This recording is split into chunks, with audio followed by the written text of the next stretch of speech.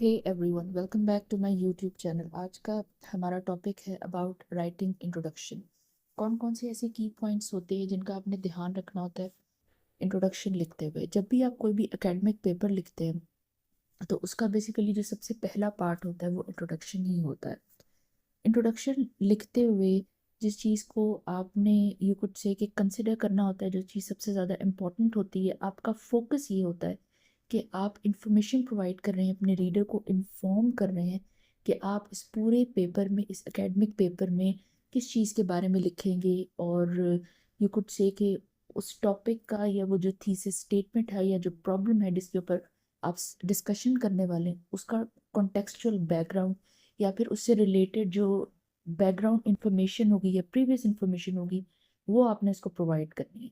Because introduction में आपका purpose ये होता है कि आपके रीडर को कंप्लीट इंफॉर्मेशन मिल जाए और उसको कंप्लीट इंगेजमेंट मिल जाए आपके पेपर के हवाले से। अगर आप पूरी इंफॉर्मेशन इस तरह से प्रोवाइड कर देते हैं अपने रीडर को कि ये प्रॉब्लम है जो कि हम पेपर में डिस्कस करेंगे और इस प्रॉब्लम का जो बैकग्राउंड है वो ये है, वो भी आप इंट्रोडक्शन में डिस्कस कर देते हैं, साथ में जो आपकी प्रॉब्लम स्टेटमेंट है वो भी आप इंट्रोडक्शन में स्टेट कर देते हैं, तो आपका रीडर जो है वो कम्प्लीटली वेल इन्फॉर्म्ड हो जाता है। तो ये बेसिकली पर्पस होता है आपके इंट्रोडक्शन लिखने का, और इस हिसाब से आपने इंट्रोडक्शन राइट करना होता है। सबसे पहला हमारा पॉइंट होता है पर्पस। पर्पस में बेसिकली जो भी प्रॉब्लम आप डिस्कस कर रहे हैं, आपने जो भी प्रॉब्लम हाईलाइट की है अपने एकेडमिक पेपर में, उसके बारे में आपने इंफॉर्मेशन देनी है अपने रीडर को, ये आपका पर्पस होता है। अब इसमें एक और चीज़ डिटेल में ये आती है, या तो आप आपकी प्रॉब्लम यू कुड से कि इस तरह से आपने हाईलाइट की है कि आपका पर्पस है इंफॉर्मेशन प्रोवाइड करना थ्रू योर रिसर्च, तो फिर आपका मेन पर्पस होगा कि आप इस तरीके से इंट्रोडक्शन लिखें कि प्रॉपर इंफॉर्मेशन मिले, प्रॉपर इंगेजमेंट मिले आपके रीडर को।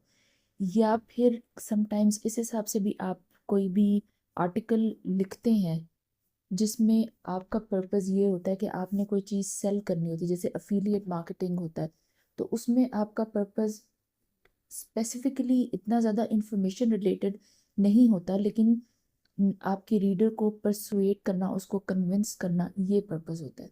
तो आपकी जो टोन होगी, आपकी जो राइटिंग होगी आपके इंट्रोडक्शन में, वो इस तरह से आप अडेप्ट करेंगे कि आप अपने रीडर को परसुएट करें, कन्विंस करें कोई चीज़ बाय करने के लिए। सेकंड में हमारा पॉइंट आता है start with the hook. Start with the hook में बेसिकली ये होता है कि आप इंट्रोडक्शन किसी भी पर्पस के लिए लिख रहे हैं, आपका एकेडमिक पेपर है या सिंपल राइटिंग पेपर भी अगर आपका है, कोई भी सिंपल आर्टिकल है, स्टिल आपने जब भी अपना इंट्रोडक्शन स्टार्ट करना है तो कोई भी परसुएसिव सा कॉन्टेक्स्ट यूज़ करना है, कुछ कैप्टिवेटिंग सा सेंटेंस होना चाहिए, कुछ स्टेटिस्टिक्स आप यूज़ कर सकते हैं, कुछ सरप्राइजिंग सा फैक्ट यूज़ कर सकते हैं, कोई थॉट प्रोवोकिंग क्वेश्चन, कोई कोड यूज़ कर सकते हैं, ताकि आप अपने रीडर को अटेंटिव कर सकें, उसको जो है वो इंगेज कर सकें। नेक्स्ट में आपने जो चीज़ प्रोवाइड करनी होती है इंट्रोडक्शन में वो होती है बैकग्राउंड इन्फॉर्मेशन। जो भी आपने प्रॉब्लम हाईलाइट की है उसके ऊपर आपने जो बैकग्राउंड का कॉन्टेक्स्ट होता है उसको एक्सप्लेन करना होता है, कंसाइज मैनर में एक्सप्लेन करना होता है, बहुत ज़्यादा एक्सेसिव डिटेल में आपने नहीं जाना। बिकॉज जो इंट्रोडक्शन होता है उसकी एक स्पेसिफिक लेंथ होती है। इधर आप कोई आर्टिकल लिख रहे हैं या फिर किसी भी टाइप का आप एकेडमिक पेपर लिख रहे हैं, उसकी जो इंट्रोडक्शन की स्पेसिफिक लेंथ होती है वो स्पेसिफाइड होती है। इट्स अ फॉर्मेट, आपने उसको एक्सीड नहीं करना होता। नेक्स्ट में पॉइंट ये होता है कि आपने जो थीसिस स्टेटमेंट होती है वो आपने लिखनी होती है। स्पेसिफिकली जब आप कोई आप एकेडमिक पेपर लिखते हैं, रिसर्च पेपर लिख रहे हैं और सम केस स्टडी और समथिंग, तो जो भी आपकी थीसिस स्टेटमेंट होती है, जो आपकी प्रॉब्लम होती है जिसे आपने हाईलाइट किया, जिस पे पूरी रिसर्च होगी, पूरा पेपर लिखा जाएगा और उस पर फाइंडिंग्स होगी, मेथडोलॉजी लगेगी एक्सेट्रा, वो थीसिस स्टेटमेंट आपने प्रॉपरली स्पेसिफिकली लिखना होता है ताकि रीडर को एग्जैक्टली पता चले कि ये प्रॉब्लम है, इसके ऊपर जो है वो पूरा पेपर लिखा जा रहा है, इसके ऊपर सारी रिसर्च की जाएगी। नेक्स्ट पॉइंट होता है जो आपकी टोन होती है, आपकी जो लैंग्वेज होती है, फॉर्मल होगी या इनफॉर्मल होगी। जो एकेडमिक पेपर्स होते हैं दे ऑलवेज फॉर्मल, उसमें हमेशा फॉर्मल कंटेंट होता है, फॉर्मल प्रोफेशनल लैंग्वेज यूज़ की जाती है। किसी भी किस्म का कोई भी कैजुअल कंटेंट या फिर यू कुड से कि बिल्कुल नॉन फॉर्मल लैंग्वेज आपने कभी यूज़ नहीं करनी होती है।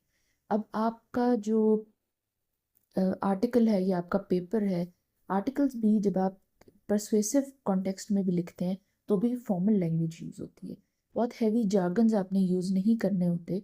Your tone could be like conversational हो सकती है, या फिर प्रोफेशनली भी लिखते हैं, लेकिन नॉन प्रोफेशनल लैंग्वेज होती है, नॉन फॉर्मल लैंग्वेज है, वो टोन वो लैंग्वेज यूज़ आपने नहीं करनी होती है। और लास्ट में हमारा पॉइंट है, आपने इसको कंसाइज रखना होता है, बहुत ज़्यादा इलेबोरेट नहीं करना होता, बहुत ज़्यादा लॉन्ग नहीं करना, लेंथी नहीं करना, इररेलेवेंट कोई भी डिटेल आपने नहीं लिखनी होती। हर चीज़ पे जब भी हम कोई भी राइटिंग पेपर लिखते हैं, आपको एंड में यही बात कही जाती है कि आप इसको प्रूफ रीड करें। प्रूफ रीड का बेसिकली पर्पज़ ये होता है, कोई स्पेलिंग मिस्टेक होती है या फिर आपका कोई ग्रामेटिकल एरर वगैरह होता है, वो प्रूफ रीड में निकल जाता है। प्लस आपने प्रूफ रीडिंग में जो चीज़ सबसे ज़्यादा नोटिस करनी होती है वो ये कि आपके पूरे आर्टिकल का, राइटिंग पेपर का फ्लो बेहतरीन होना चाहिए, बेस्ट होना चाहिए, इन लाइन होना चाहिए, सब कुछ अलाइंड होना चाहिए। और आपने ये चीज़ देखनी, कोई भी अननेसेसरी डिटेल आपने नहीं डालनी। अगर डल गई है, आप एंड में आप उसको एडिट कर सकते हैं, काट सकते हैं, दैट्स टोटली फाइन।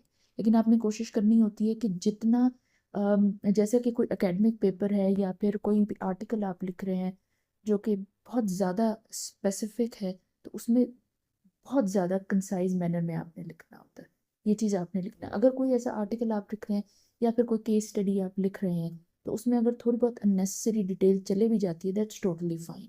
लेकिन कोई रिसर्च पेपर है या फिर इस तरह से कोई भी पीस ऑफ पेपर आप लिख रहे हैं, उसमें आपने कोई भी अननेसेसरी डिटेल नहीं डालनी होती है। ये कुछ पॉइंट्स हैं जिनको आप फॉलो करके इंट्रोडक्शन लिखते हैं। अगर ये सारे पॉइंट्स आप फॉलो अप करेंगे, डेफिनेटली आपका इंट्रोडक्शन बहुत अच्छा लिखा जाएगा। इंट्रोडक्शन एक ऐसा पार्ट होता है किसी भी पेपर का जो कि यू कुड से कि पूरे पेपर को रिफ्लेक्ट करता है।